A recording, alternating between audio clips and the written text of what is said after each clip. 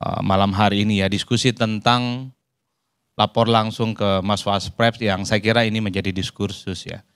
Kalau kita membaca literatur demokrasi, dulu kan ada satu istilah yang sering dipakai, yaitu direct demokrasi. Ketika pertama kali demokrasi itu diperkenalkan di Yunani kuno, orang berkumpul dalam satu tempat dan kemudian menyampaikan persoalan-persoalannya secara langsung kepada pemimpinnya. Mungkin karena penduduknya masih terbatas, 100.000, 200.000, sehingga persoalan-persoalan apapun itu bukan hanya didengar, tapi mampu dieksekusi dengan nyata. Nah, di demokrasi modern memang dengan luas Indonesia yang saya kira luar biasa, 270 juta penduduk, tentu seorang pemimpin punya keterbatasan, entah itu waktu, entah itu tenaga dan resource tentu saja, untuk mengakses bagaimana mampu mendeteksi seluruh denyut nadi dan keinginan bagaimana bisa menunjukkan kepeduliannya terhadap rakyat. Oleh karena itu, sejak kita mengenal pemilihan presiden secara langsung, SBY, Jokowi, dan Prabowo Subianto, sepertinya ekspresi politiknya sama. SBY itu kan bisa, kita cek misalnya sejak 2005 khususnya, itu sudah melaunching satu aduan yang bisa mengakses SBY secara langsung. SMS dan kemudian PO Box berupa kotak surat. Dan bahkan nomor yang dipakai oleh SBY saat itu adalah nomor cantik, 9949. Adalah gabungan dari kelahiran dari SBY. Sepanjang 2005 sampai 2018, setahun sebelum SBY berakhir, kurang lebih ada sekitar 3,5 juta SMS yang masuk. Itu yang terdeteksi, bahkan ada sekitar 15.000 surat yang juga masuk ke SBY sepanjang 8 tahun menjadi presiden. Itu periode pertama. Periode kedua, SBY juga mendeteksi bagaimana semangat zaman berubah. Saat itu X ataupun Twitter berkembang. SBY juga membuka aduan secara langsung supaya persoalan-persoalan masyarakat itu bisa disampaikan oleh SBY. Dan bahkan SBY di berbagai forum-forum internasional membanggakan bagaimana pola komunikasi kepada masyarakat terkait dengan apapun yang dianggap sebagai bagian dari persoalan-persoalan kebangsaan.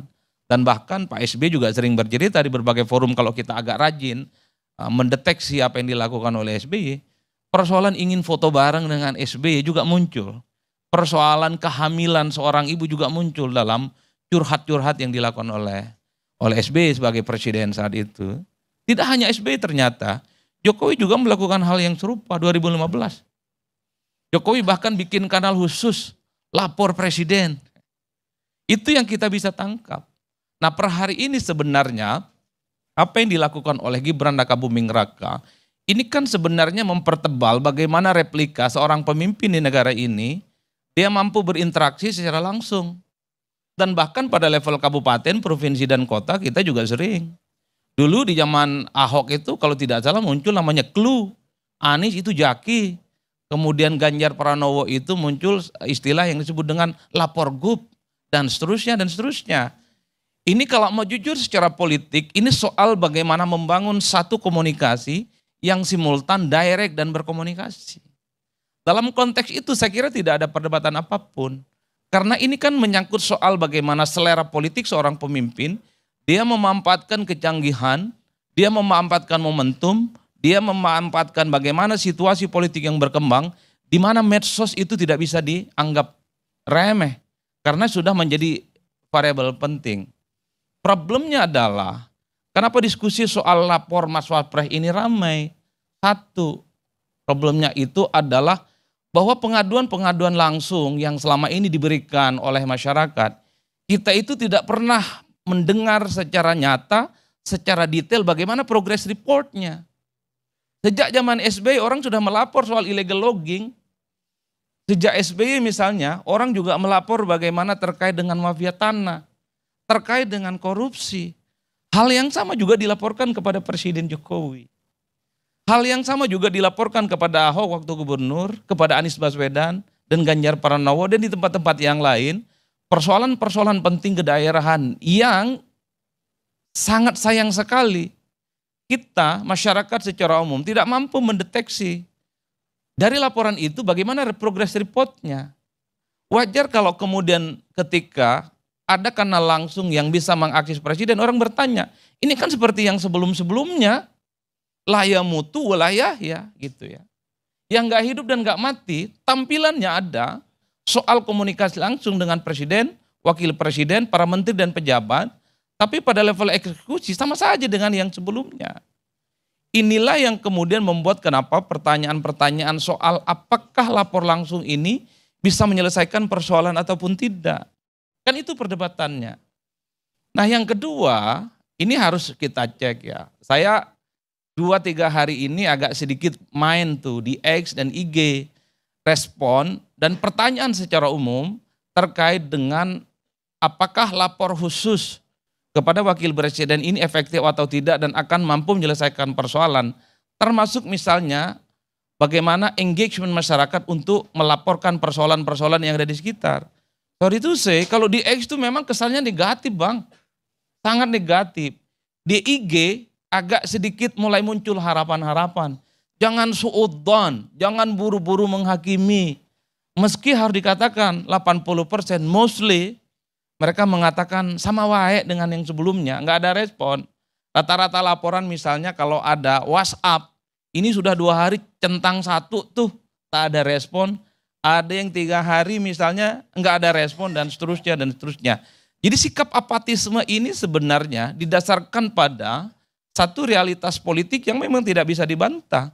Bahwa berkomunikasi langsung dengan wakil presiden, orang penting di negara ini nggak gampang. Tidak bisa bim salah bim. Apa yang disampaikan oleh abang kita dari Sidoarjo, juga melapor soal mafia tanah, ini nunggu 14 hari. Nanti akan diteruskan kementerian terkait, nunggu lagi berapa hari. Nanti diteruskan ke bupati, gubernur, dan seterusnya, agak panjang. Nah, karena ekspektasi masyarakat itu begitu besar dengan aduan ini, bukan kesan positif yang justru timbul. Jadi efeknya itu negatif bang. Karena kan ada kesan, kalau mampu mengakses wakil presiden, persoalan yang selama ini nggak selesai, persoalan yang selama ini berbelit-belit, persoalan itu yang nggak tuntas, itu bisa tuntas dalam sekejap bang. Kan begitu jalan ceritanya. Ya untuk apa juga kita ngadu ke presiden dan wakil presiden, kalau persoalannya juga menunggu waktu yang lama. Kan itu yang terjadi. Untuk apa juga misalnya berkomunikasi dengan presiden secara langsung, kalau responnya berbelit-belit dan sangat birokratis. Ini yang saya kira memang ke depan betul kata Kak Irma, tinggal diuji apakah pengaduan secara langsung yang dibuka oleh Wapres Gibran Rakabuming Raka ini akan memiliki portofolio yang berbeda dengan yang sebelum-sebelumnya. Itulah yang saya kira menjadi momen pembuktian bahwa apa yang dilakukan oleh Gibran itu bukan hanya sebatas gimmick, bukan hanya sebatas pencitraan, ataupun bukan hanya sebatas meniti jalan panjang menuju 2029. Kan itu yang kemudian disebutkan. Karena tentu saja bicara Indonesia itu bukan hanya Solo. Bicara tentang Indonesia bukan hanya Jakarta. Bicara Indonesia itu adalah bicara sesuatu yang selama ini tidak bisa diakses. Di Kampung Bayah misalnya, orang Banten sana, kalau mau berobat, dia butuh waktu sekitar 4-6 jam untuk nemu rumah sakit yang dinilai layak. Apakah ini bisa simsalabim ketika dilaporkan? Atau saya orang Madura, paling ujung pulau di Kabupaten Sumeneb, juga memiliki problem yang sama. Enggak pernah punya rumah sakit yang representatif.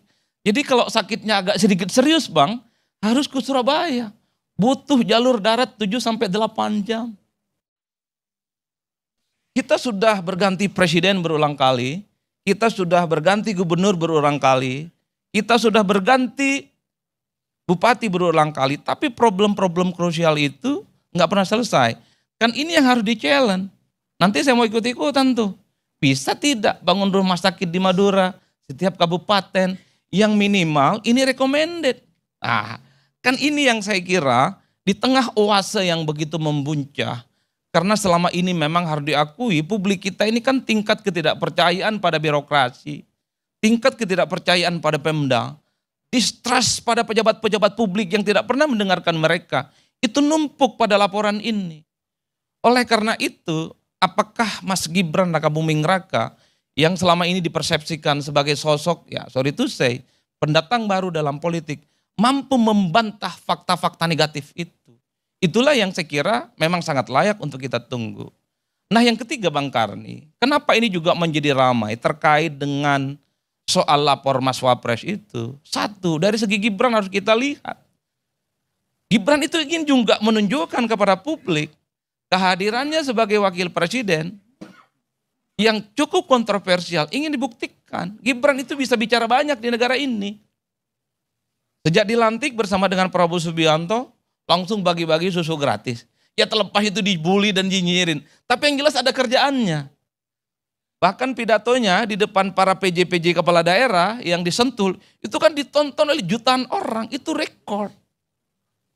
Ketika meluncurkan aplikasi lapor langsung kepada Mas Wapres, ini kan moment of the truth, momen pembuktian sebenarnya bagi Gibran.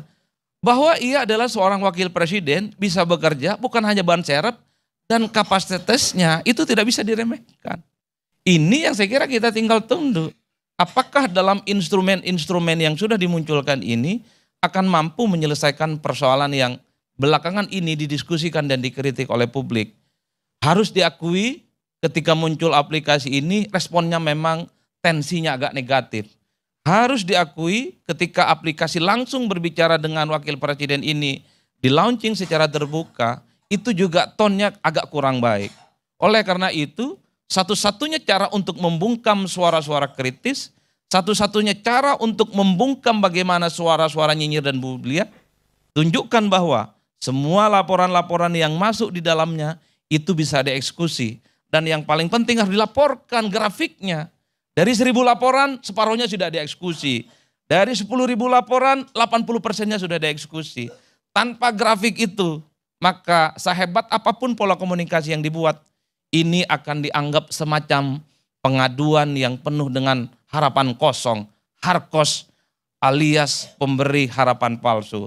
Tentu kita tidak mau, Bang. Tentu kita tidak mau punya wakil presiden membuka aduan, tapi tidak memberikan solusi-solusi yang konkret. Oleh karena itu, ini karena baru awalan, belum sebulan menjadi wakil presiden, masih cukup panjang sebenarnya untuk menjelaskan bagaimana keberpihakannya kepada publik dengan laporan-laporan ini, tentu dengan gaya, dengan manuver, dengan terobosan-terobosan yang baru. Kalau selama ini lapor kepada anggota dewan itu nggak pernah digubris, ketika lapor eksekusi langsung. Jadi Gibran tinggal telepon, Pak Bupati, Bu Gubernur misalnya di Jawa Timur, itu bisa dieksekusi tidak soal lahan. Gubernur Banten, bikin rumah sakit di daerah Lebak dan Pandeglang yang kemudian itu layak dan seterusnya. Kalau itu bisa terjadi, antara ekspektasi yang cukup kuat dengan realitas, saya kira ini akan mendapatkan aplaus yang seluas-luasnya. Oleh karena itu, kalau mau jujur, apa yang dilakukan oleh wakil presiden, Gibran Rakabuming Raka, ini kan adalah satu perjudian yang gak murah. Mahal betul, ini pertaruhan kredibilitas. Kadung ini barang disampaikan kepada publik, mampu mengakses wakil presiden, harapannya mampu menjelaskan persoalan. Kalau ini bisa dibuktikan, tentu saja Gibran akan diperhitungkan sebagai sosok yang memang sangat pantas untuk melanjutkan estafet kepemimpinan di masa yang akan datang. Tapi sebaliknya, jangan tepuk tangan dulu. Sebaliknya, kalau tidak mampu memberikan harapan-harapan yang sesuai dengan harapan, prosesnya juga cepat, aduannya tidak direspon dengan baik, maka ini akan terus menjadi senjata untuk mempertebal bagaimana downgrade kepada Mas Gibran di sisa kekuasaan politiknya di 5 tahun ini, Bang. Jadi bukan hanya persoalan ingin maju wakil presiden yang dipersoalkan, bukan hanya karena misalnya persoalan-persoalan kapasitas, tapi menyangkut implementasi dan janji politiknya juga akan menjadi cacat bawaan yang akan terus disemaikan sepanjang karirnya menjadi wakil presiden di Indonesia ini. Itulah yang saya katakan, pembuktian harus ada kebaruan, berbeda dari sebelum-sebelumnya, lebih cepat, konkret, nyata, solutif. Itulah adalah jawaban yang paling nyata supaya suara-suara kritis itu bisa hilang dan akan tentu saja dia akan sirna ditelan oleh bumi dengan sendirinya. Kira-kira begitu, Bang Karni. Terima kasih. Wassalamualaikum warahmatullahi wabarakatuh.